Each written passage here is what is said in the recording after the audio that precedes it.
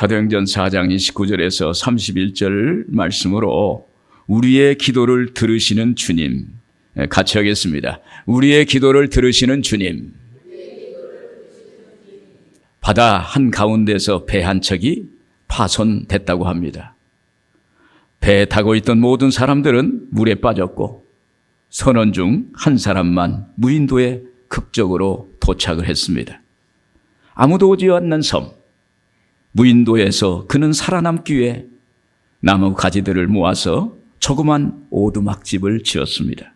그러던 어느 날 그가 양식을 구하기 위해 깊은 숲속에 들어가서 저녁 무렵에 다시 돌아오는 때였습니다. 자기가 그렇게 열심히 지은 오두막집이 화염에 휩싸여 불타고 있는 것입니다. 아무도 없는 고독한 섬에서 자기 몸 하나 의지할 수 있는 유일한 안식처가 불타고 있으니 얼마나 절망이겠습니까? 그는 절망 속에서 불타는 집 앞에서 해가 지도록 주저앉아 있다가 나무 잎사귀들을 모아서 해변에서 잠을 청했습니다. 그런데 갑자기 인기적 소리가 들리는 거예요. 잠에서 깨보니 배 한 척에서 사람들이 내려오고 있었습니다. 그는 깜짝 놀라서 보니까 마침 섬 앞을 지나가던 배가 섬에서 불이 타오르는 불꽃을 보고 누군가 구조를 요청하고 있구나 해서 구조로 왔다는 것입니다. 오두막집에 불이 탈 때 얼마나 절망적이었겠습니까? 그런데 그것은 그를 살리기 위한 하나님이 섭리였다는 것을 깨닫게 되는 것입니다. 여러분, 하나님은 이렇게 절대 위기를 절대 기회로 만들어 주시는 것입니다. 그러므로 우리는 하나님께 나와야 되는 것입니다. 그러므로 우리는 하나님께 기도해야 되는 거예요. 기도하면 우리 인생의 문이 활짝 열려지게 될 줄로 믿습니다.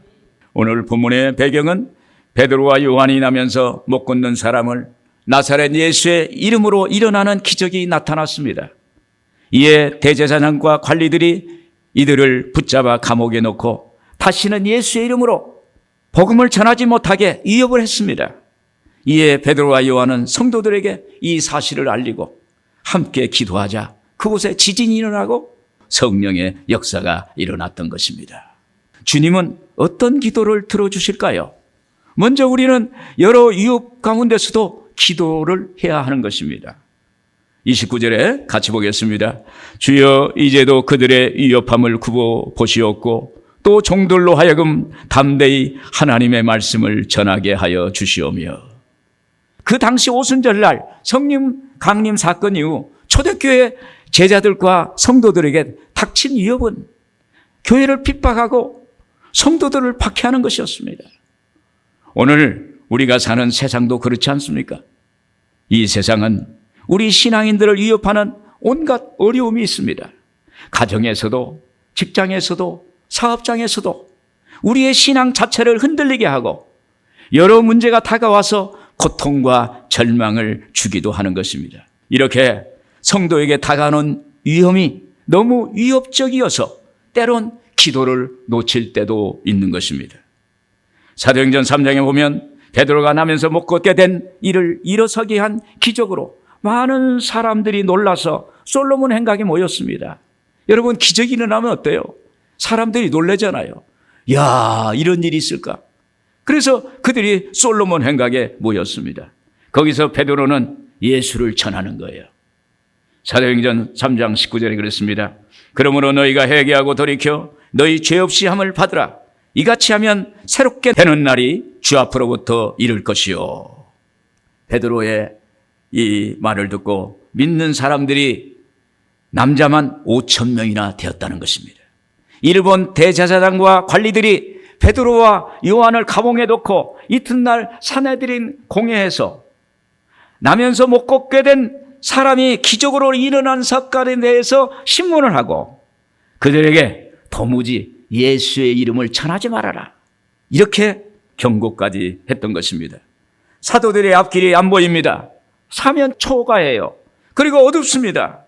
이후에 감옥에서 노연한 사도들은 즉시로 자기 동료들에게 찾아갑니다. 성도들에게 찾아가서 이틀 전에 일어났던 기적과 감옥에 투옥됐고 다시는 예수의 이름을 전하지 말라는 협박까지도 받았다는 사실을 전하는 것입니다.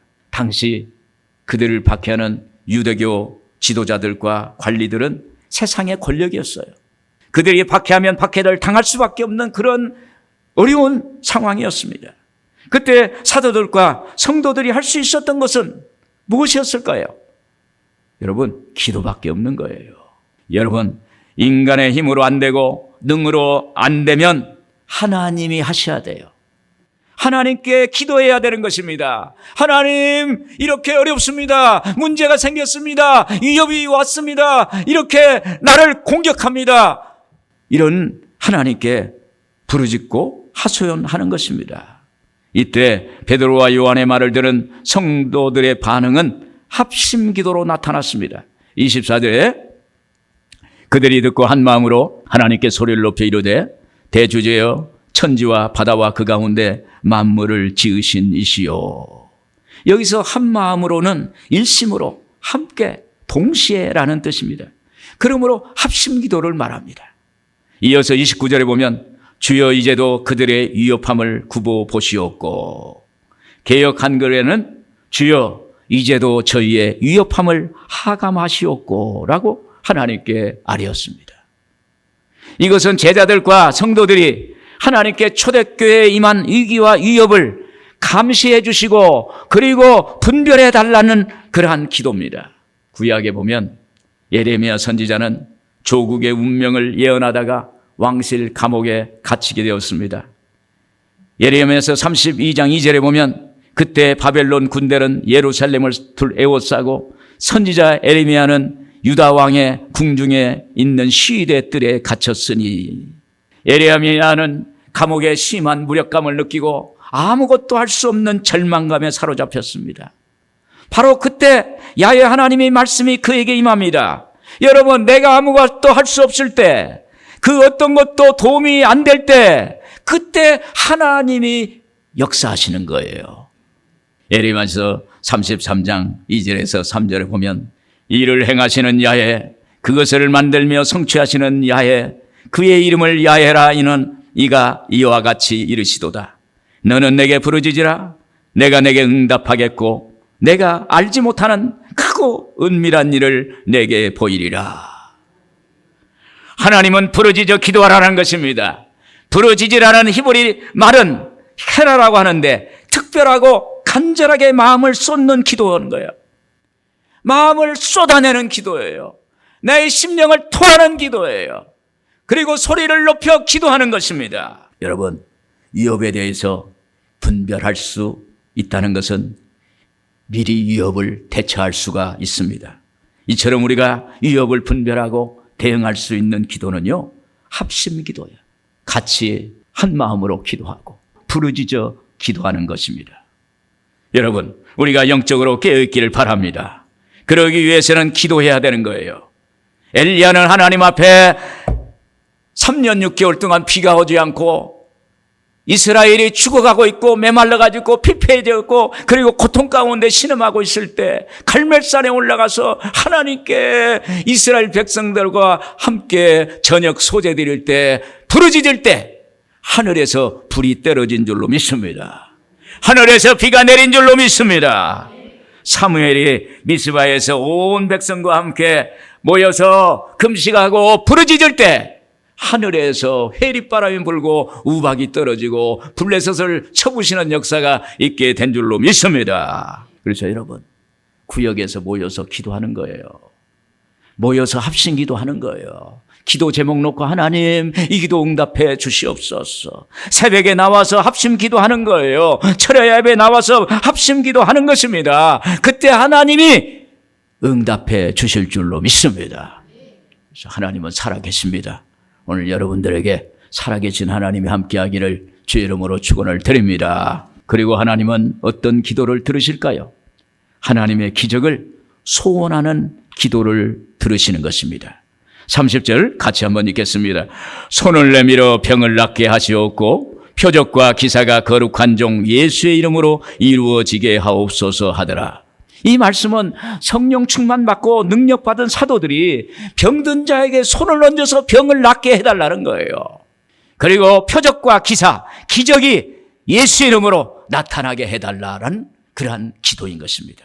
여기 베드로와 요한 사도는 나면서 못 걷게 된 사람을 일어나게 했던 사건으로 투옥됐습니다. 그것 때문에 사내들인 공회에서 다시는 예수를 전하지 말라는 그러한 협박을 받기도 했습니다. 사도들과 초대교회 성도들은 이 말을 듣고도 그들은 굴복하지 않았습니다. 왜 그렇습니까? 그들은 성령 충만 받았기 때문에. 할렐루야. 성령이 그 안에서 역사하시는 거예요. 성령의 기름 부음이 넘치는 것입니다. 그래서 세상을 이길 수 있는 줄로 믿습니다. 그들의 마음속엔 오직 예수, 오직 복음 전파에 사로잡혀 있었습니다. 그들이 성령 충만하니까 예수님의 말씀이 그들의 마음속에 역사하시는 거예요. 마태복음 28장 18절에서 19절 우리 한번 같이 읽겠습니다. 예수께서 나와 말씀하여 이르시되 하늘과 땅의 모든 권세를 내게 주셨으니 그러므로 너희는 가서 모든 족속으로 제자로 삼아 아버지와 아들과 성령의 이름으로 세례를 베풀고. 할렐루야. 이 말씀은 예수님께서 받은 하늘과 땅의 모든 권세를 예수를 믿는 우리에게도 주셨다는 거예요.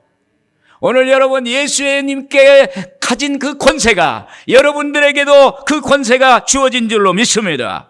그래서 우리는 예수 이름으로 말하기만 하면, 예수 이름으로 기도하기만 하면, 예수 이름으로 명하기만 하면 하나님의 역사가 있게 될 줄로 믿습니다.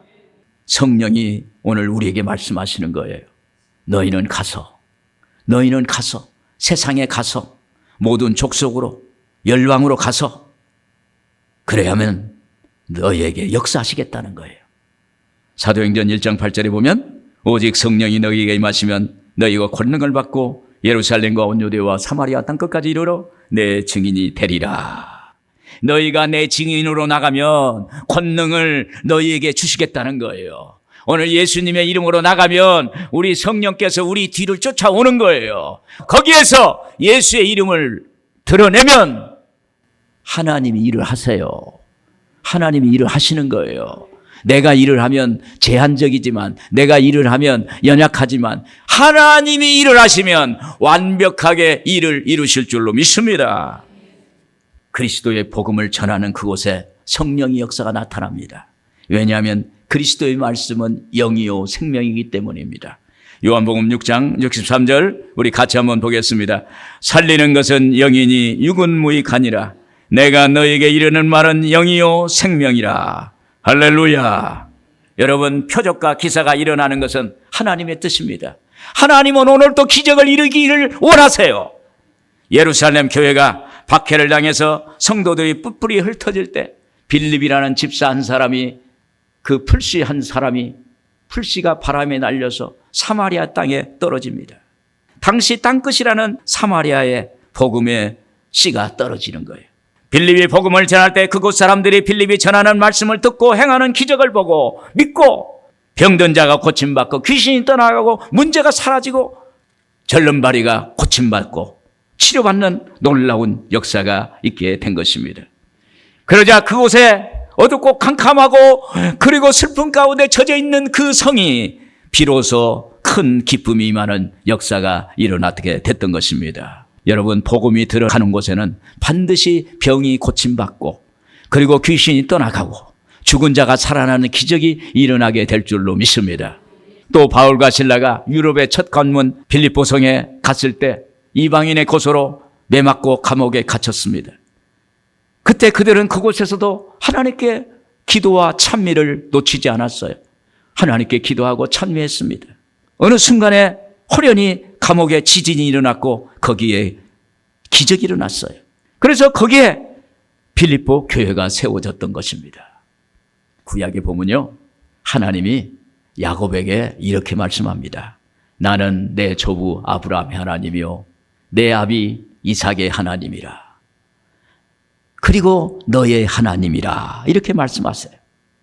아브라함의 하나님은 죽은 자를 살리시고 병든 자를 고치시고 없는 것을 있는 것 같이 부르시는 하나님이라는 거예요. 오늘 그 아브라함의 하나님이 여러분의 하나님, 나의 하나님이 되기를 주 이름으로 축원을 드립니다.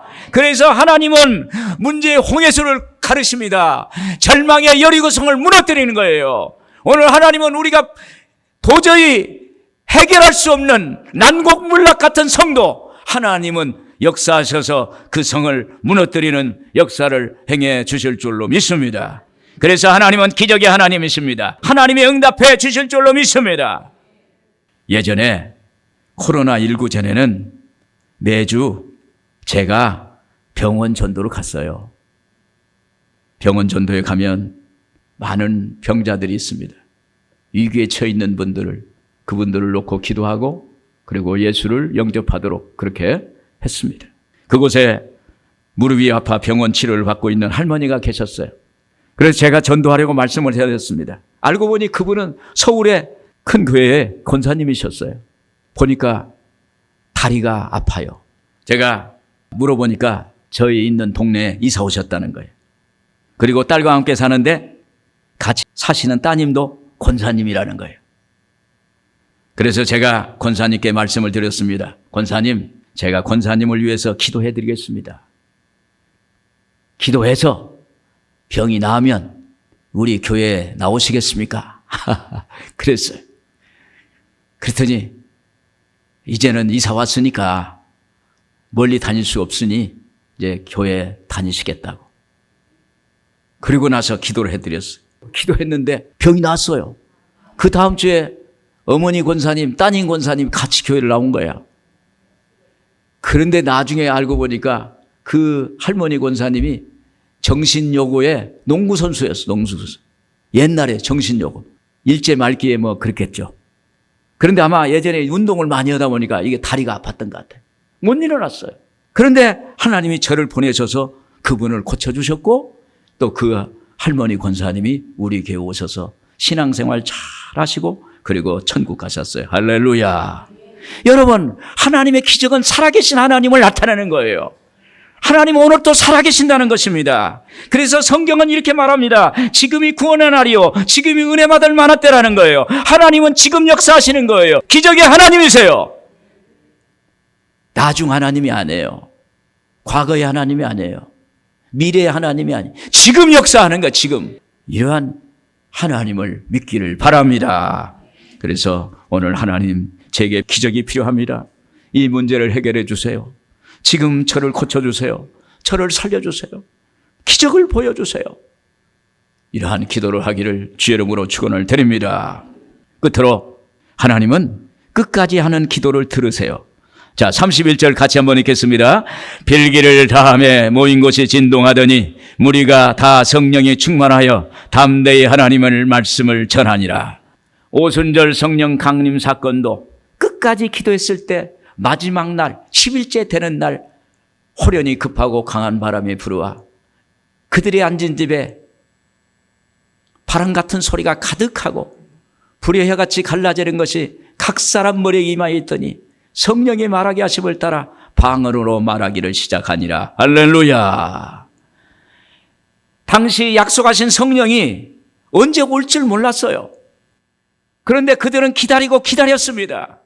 기다리고 기다렸더니 마침내 하나님께서 귀를 기울이시고 응답하셨도다. 할렐루야. 여러분, 기다릴 줄 알아야 될 줄로 믿습니다. 오늘날도 성령이 내게 와야 되는 거예요. 남에게 백날 와야 아무 소용이 없어요. 나의 삶에 하나님이 역사해야 되는 거예요. 갈라디아서 6장 9절에 그랬습니다. 우리가 선을 행하되 낙심하지 말지니 포기하지 아니하면 때가 이름에 거두리라. 할렐루야. 여러분, 씨를 뿌리면 반드시 열매를 거둡니다. 그러나 열매를 거두기까지 시간이 필요해요. 기다림의 시간이 필요해요. 낙심이라는 것은 기다림의 시간을 인내하지 못하기 때문에 시작되는 겁니다. 우리는 이런 문제로 참 많은 어려움을 겪습니다. 주에 서 있으면서도 안절부절 못하는 거예요. 아이고, 언제 기다리지 못해요. 요즘 우리는 그냥 그저 빨리 이런 말을 합니다. 급할수록 더욱 우리가 기다리지 못하게 만드는 거예요. 여러분, 기다리세요. 기다리면 좋은 일이 생깁니다. 좋은 것은 기다림의 시간을 통해서 오는 거예요. 기다림의 시간은 내 시간이 아니에요. 하나님의 시간이에요. 할렐루야. 뭐가 좀 늦어지면 이건 하나님의 시간이구나. 크로노스, 세상의 시간이 아니다. 나의 시간이 아니라 카이로스, 하나님이 일하는 시간이구나. 할렐루야. 오늘 이렇게 하나님께 마음의 문을 열기를 바랍니다. 성경에 말씀하십니다. 때가 이름에 거두리라. 하나님의 때까지 기다리면 하나님이 역사하시는데 그때까지 하나님께 끝까지 기도하는 거예요. 하나님께 기도하고 오늘 여러분들에게 응답받기를 주의 이름으로 축원합니다. 그리고 소망을 갖고 기도해야 돼요. 사람은 갑자기 찾아오는 문제와 위기를 어렵게만 생각하고 피곤하게 여깁니다. 아이고 살아봤자 결국 똑같을 것이라고 생각합니다. 그게 그거라고 생각하고 소망을 버립니다. 내 생각으로 사니까 마음의 공간, 여유가 없어지는 거예요. 여러분, 이 예수 믿는 사람은 소망이 없는 현실에도 하나님이 계신다. 할렐루야. 여러분, 하나님이 소망이에요.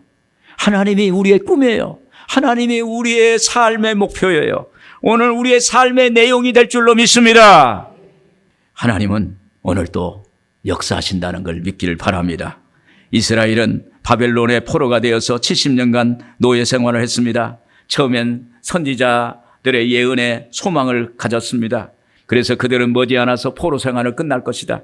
그러면 고향으로 돌아가서 다시 하나님의 성전에 올라가 하나님을 찬양하고 하나님을 예배 드릴 것이라고 이렇게 생각했어요. 그런데 시간이 흘렀고 포로 생활이 끝이 나지 않는 거예요. 그러자 그들은 자포자기했어요. 그래서 이들은 이렇게 말합니다.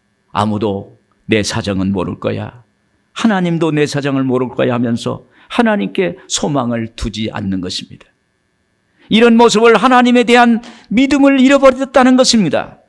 그때 하나님이 이스라엘에게 이렇게 말씀하십니다. 이사야서 40장 27절에 야곱아 어찌하여 내가 말하며 이스라엘아 내가 이르기를 내 길은 야훼께 숨겨졌으며 내 송사는 내 하나님에게서 벗어난다 하였느냐. 이어서 말씀하세요.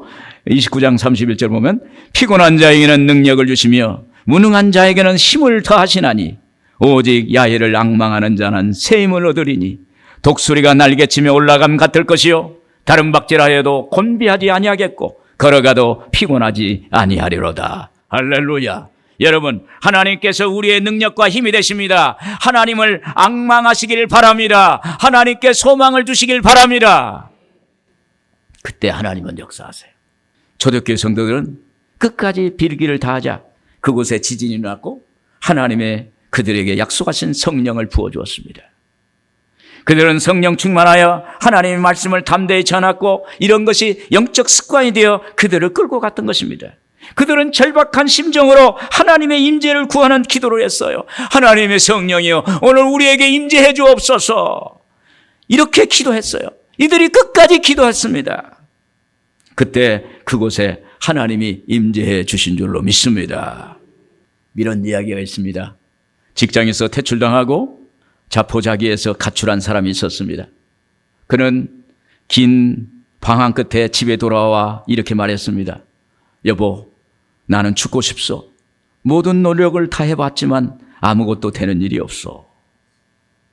그 말에 아내는 이렇게 말했다고 합니다. 여보, 당신은 아직 한 가지 시도를 해보지 않았어요. 당신이 처한 상황과 문제에 대해서 진지하게 기도해 본 적이 없잖아요.